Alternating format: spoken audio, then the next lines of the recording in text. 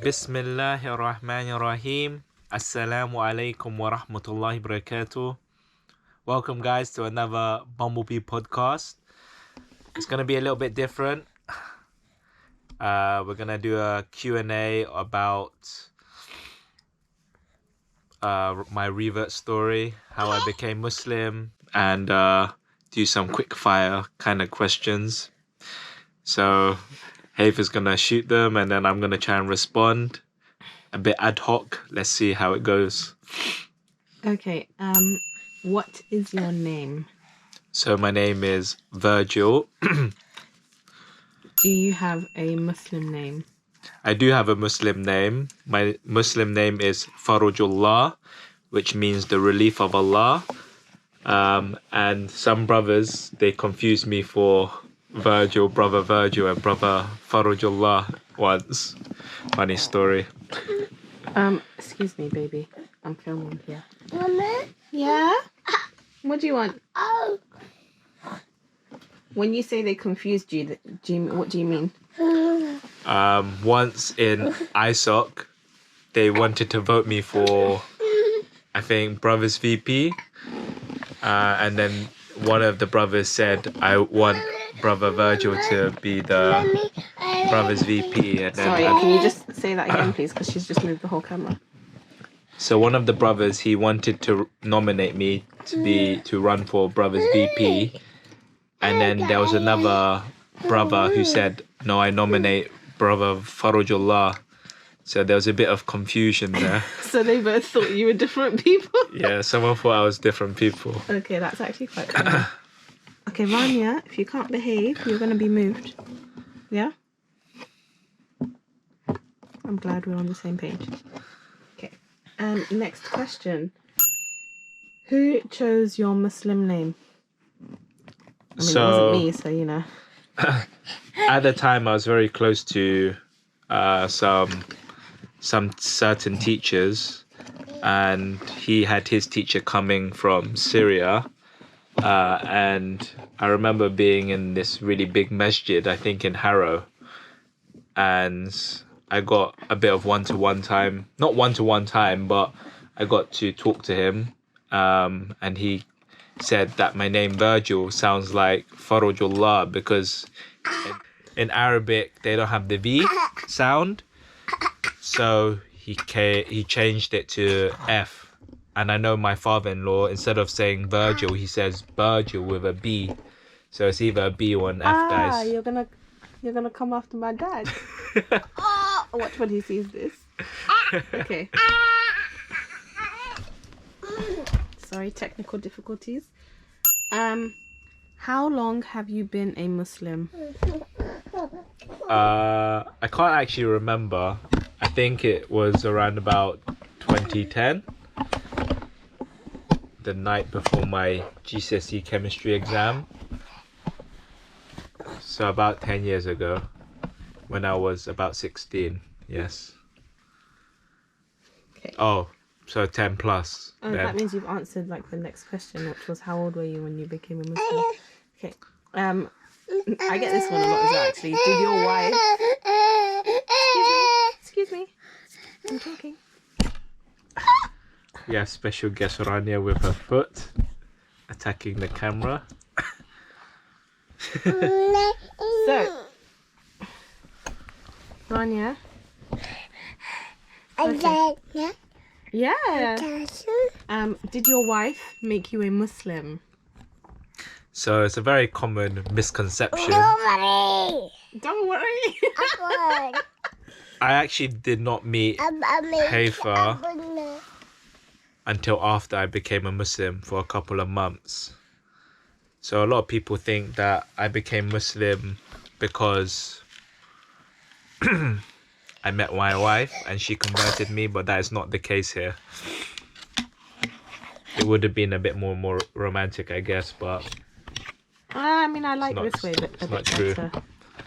Yeah. It's a bit more fun this way. How were you introduced to Islam? How was I introduced to Islam? So in secondary school, there would be some Muslim brothers some Christian brothers as well, and they used to debate about God, and I wasn't really interested. It wasn't really on my radar, but I think it got me thinking after many years of their discussions, and I just thought that God being one really makes a lot of sense, and I had a couple of good Muslim friends who I'm very good friends with still now, and they're very, very good friends, people that I trust and can rely on. I think actually what would be good is to talk about what your religion was before Islam, so that makes a bit more sense. So my religion before Islam, well, in primary school, I was very much raised in the Christian kind of ethos, and in secondary school as well, I went to a Christian school. My father, he was a practicing Buddhist, and I very much identified and I pretty much identified as a Buddhist and went to the temple before becoming a Muslim. Okay. What made you interested in the religion? I think what interested me was the fact that there was a lot of negative media coverage. Why was that the case? I don't know. I think something just struck my heart, and something just captivated me about the beauty of Islam. Mm-hmm. And I just have been drawn ever since. Should we take a little break here? Why is her head red? She fell into my lipstick. Baba's being annoying. Yeah. Is Baba being mean to you? Me. Baba, don't be mean to Rania. No, we don't hit Rania. Say sorry, Baba. Papa. Say I love you, Baba. Okay, next question.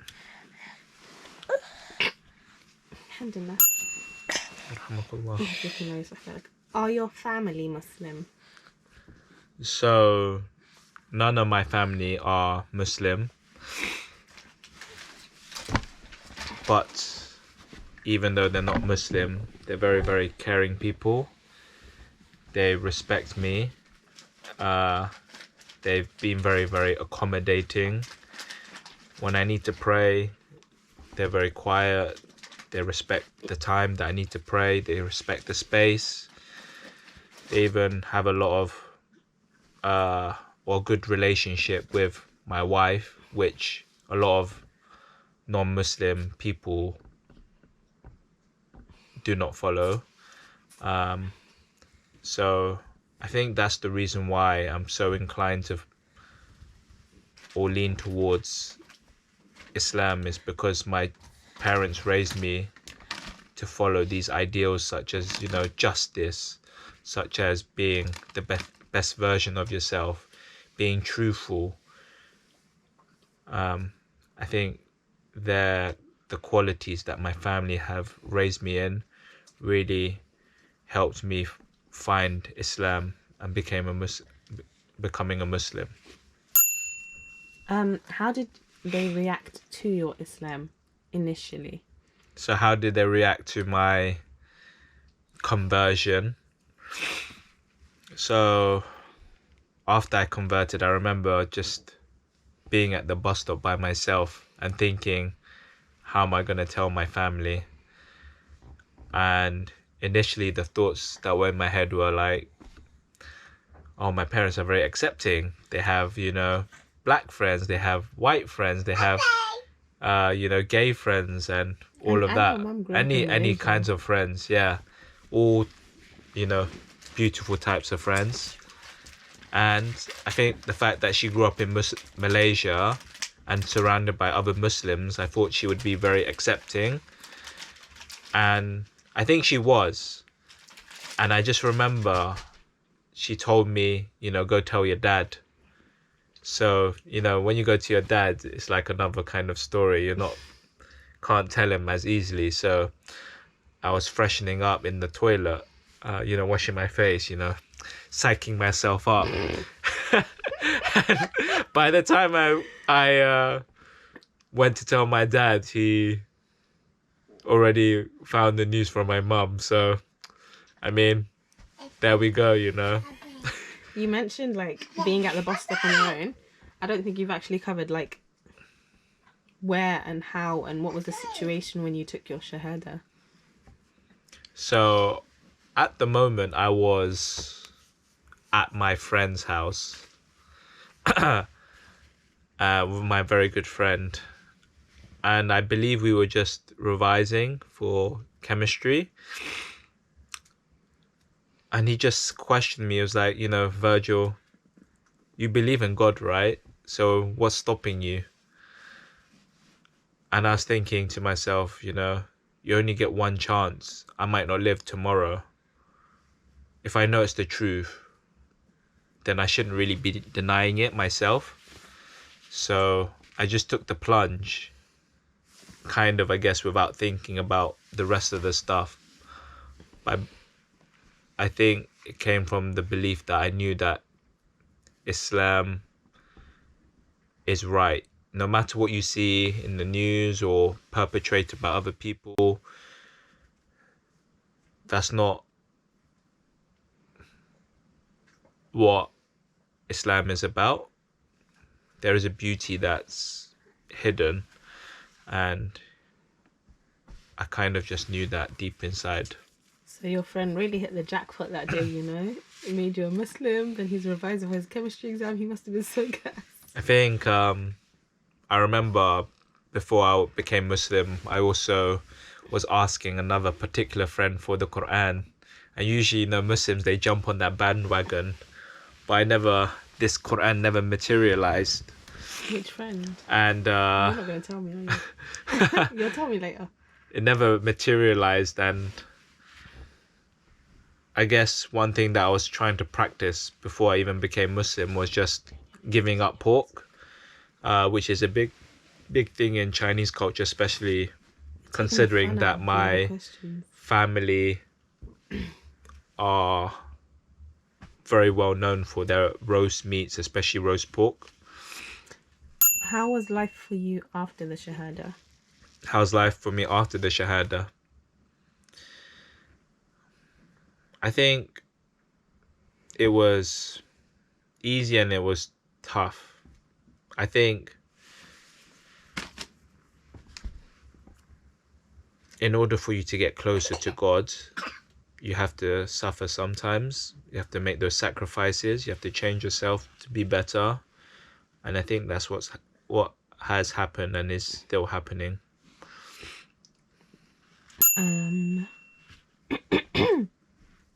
What advice would you give to new Muslims? Before I give advice to new Muslims, I think I should give advice to older Muslims. The advice I'd give to people that are practicing Islam when they meet someone new is that they should really hold on to them. Make sure that they're really well taken care of. Because as a new Muslim, you could always fall into the wrong crowd. You're very malleable at that time.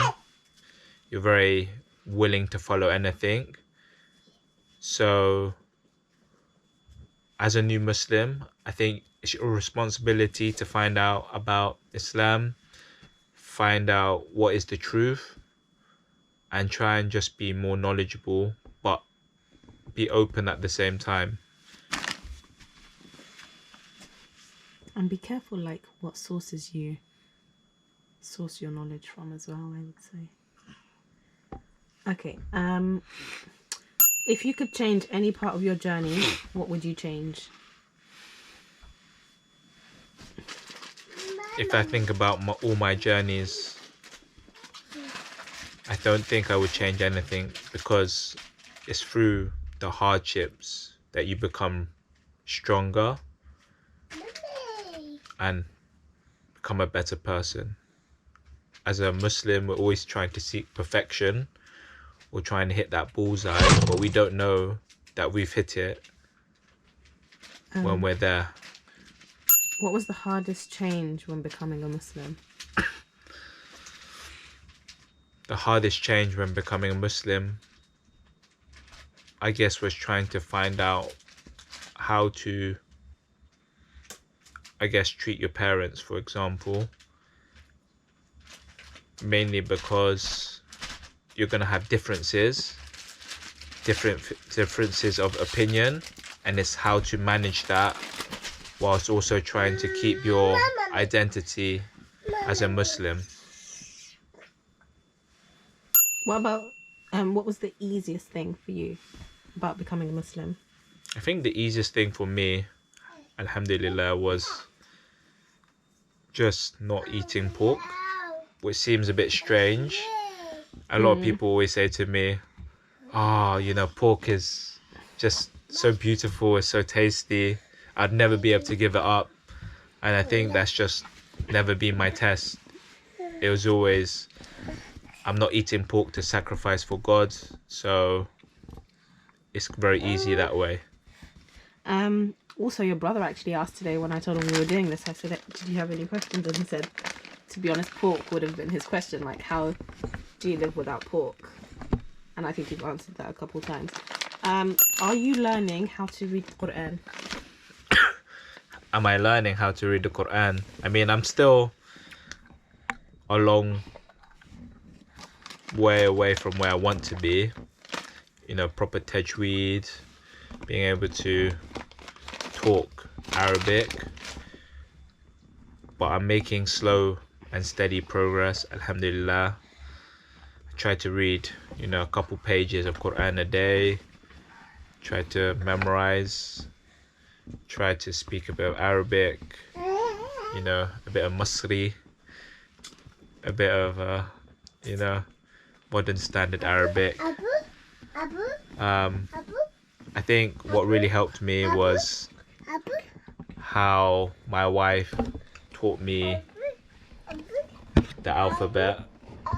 I think, mashallah, she was a real inspiration back then and still now as well. I think when I mentioned learning how to read Arabic, you were like, what? I can actually do that. And I was like, yeah, it's so easy. But I think when we had that interaction, I realized how much, people who know how to do all of that stuff anyway take it for granted, and they don't actually appreciate the fact that they can and do have those skills. So that was nice. I mean, you did finish Duxi early, so Can you not? mashallah. Are you learning your wife's culture? Am I learning my wife's culture? Yes and no. Would you say Islam and culture are the same thing? Islam and culture, they're not the same thing, but sometimes they can be mistaken that Islam is culture. I don't know if that answers your question. Are you trying to grow your beard? Am I trying to grow my beard? So Yes, Roger. yes, I am trying to grow it. I really want a full bush because I think it will look good. Although a lot of Chinese people, Han people, they don't actually have a lot of facial hair. So my gran is actually very surprised how my sideburns hit the bottom of my jaw. So we're getting somewhere, guys. We're getting somewhere. Oil, black seed oil, plug oil things right now. Yes. Making dua, I think. Have you made Hajj? Have I made Hajj? Unfortunately not. Hajj is just very, very expensive. One day, inshallah. Turbulence. One day. I mean, the closest we got to was a stopover when we went to Malaysia. But I still hope and pray that we can make Hajj. Okay, and last question, just a quick fun one. Out of all of the Muslim countries you've visited, which one has been your favourite? My favourite Muslim country. I think somewhere that always will find something very dear to my heart will always be Malaysia. I think Malaysia is like my home country. When people ask me where am I from, I love to say Malaysia. You're not Malaysian. Because I'm Malaysian. You are not Malaysian. My mum is Malaysian. That makes She's- me Malaysian. She's Malay Chinese. So Chinese. Malaysia's just got really, really beautiful people. You know, the nicest of people. People that I really, really hold dear. The food is amazing. The weather is great. And I really just want to take Rania, Isaac, even myself to the fun water parks. Is that it? Anything else you want to say about Malaysia? You guys should visit Malaysia. People go there for their What was honeymoons. that jingle that they used to have on TV? It's like Malaysia, truly Asia. No, I Do you don't not know remember that. that jingle? Well, we're gonna put it in at the end of the video. Okay, say bye to everyone. Okay, guys. If you liked our video, Say bye. then please leave a like, subscribe, share, comment. You know the drill, guys. We love you lots. Please stay safe. If you have any other ideas Or any other questions that we or any didn't other answer. questions that we didn't answer or couldn't think of, then please, ping us. We're also going to be setting up a Discord where we can We are. open up like a community, get people talking. We'll see how that goes. We'll take a rain check on that. Yeah. Stop promoting stuff. You don't even tell me properly. Okay, Assalamualaikum. Bye, Rania.